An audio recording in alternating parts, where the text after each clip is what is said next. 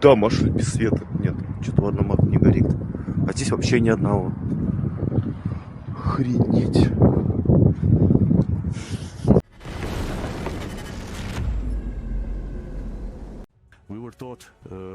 The former commander of the Russian ground forces, General Churkin, made some rather startling admissions in a live interview.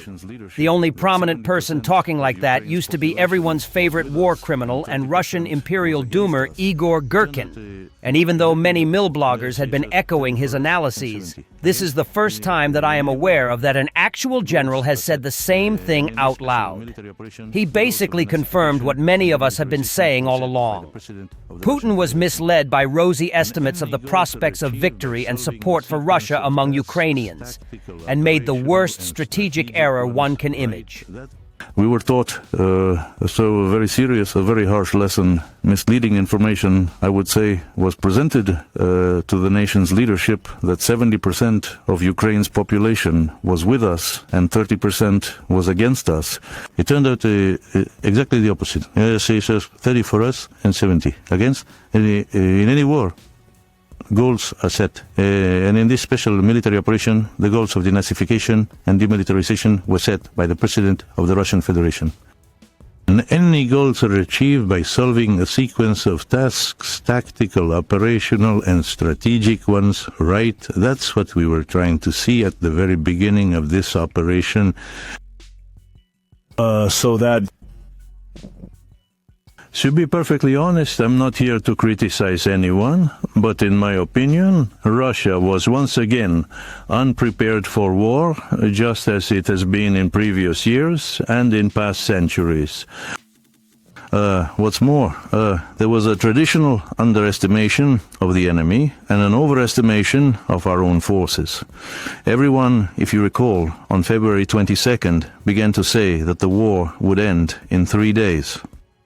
We'll take care of them all there. Well, somewhere perhaps the Tbilisi syndrome kicked in Odisha and the events of the 5-day war with Georgia. Well, but unfortunately, it didn't turn out that way.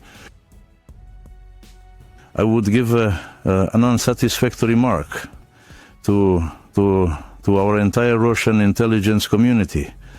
Essentially, the country's leadership was, I would say, given false information, that 70% of Ukraine's population was for us, and 30% against. It turned out exactly the opposite, 30 for us and 70 against.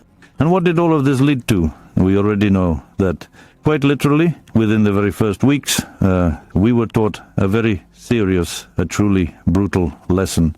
And the former Minister of Defense attempted to gracefully extricate himself from this entire situation by calling what was happening a mere gesture of goodwill. How many dead, wounded, and maimed we left behind there? Goff, our army knows that, yes. And I believe that the full story of what happened has not yet been completely revealed to the public. To be perfectly honest, I didn't expect such a turn and such frankness so early in our discussion. Russian media report that yesterday the power went out completely in one of the districts near Moscow. Locals complain that dozens of buildings were left without electricity.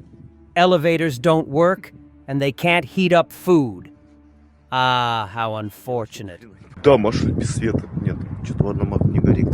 А здесь вообще ни одного. Охренеть.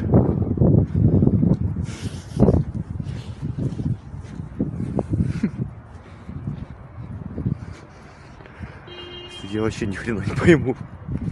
You're eavesdropping. That's not fair. Let's meet face to face, said a desperate Russian when he realized Ukrainian soldiers had located one by intercepting his radio. We intercepted radio, found a scumbag hiding there. So,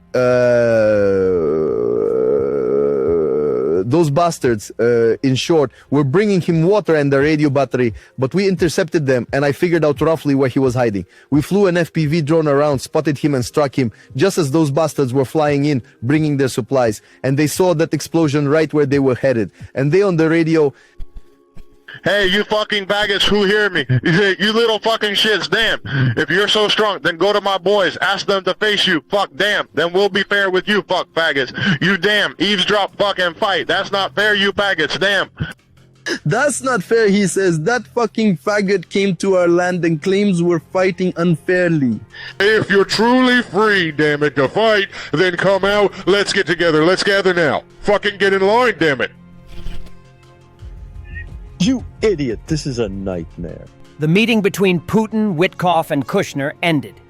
No compromises have been reached so far on territorial issues, and a meeting between the Russian and U.S. presidents is not currently planned, said Putin aide Ushakov. Some points were acceptable, others drew criticism, but the discussion was useful, he added. The conversation of our president has just concluded. He received 2 representatives from the American presidency. The one by Steve Wilcoxon. With John Cookson. The discussion we had was truly remarkably beneficial, highly constructive, and exceptionally insightful. It certainly wasn't a quick chat lasting just 5 minutes, but rather a comprehensive and in-depth exchange that extended for a full 5 hours. There was an opportunity to have a detailed discussion about the prospects of further cooperation on long and midterm. Steve Witkoff sitting across from the Ukrainians in Miami, unshaven and scruffy. Serious, avoiding eye contact and unsmiling. Steve Witkoff sitting across from Putin, grinning with teeth, clean-shaven, attentive. He says he had a beautiful walk through Moscow, which he told Putin is a magnificent city. European NATO allies are expressing doubts that the United States will be able to achieve peace in Ukraine. Because of this, the alliance has developed an alternative option in case the plan of U.S. President Donald Trump fails, according to Radio Svoboda.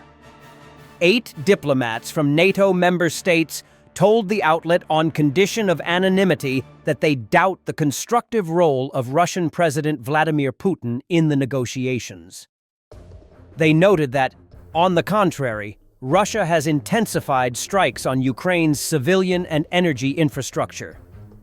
The interlocutors said that European views are present at the negotiating table, despite the absence of EU representatives at the talks in Moscow. One of Radio Svoboda's sources believes that the Russian president will not be willing to compromise.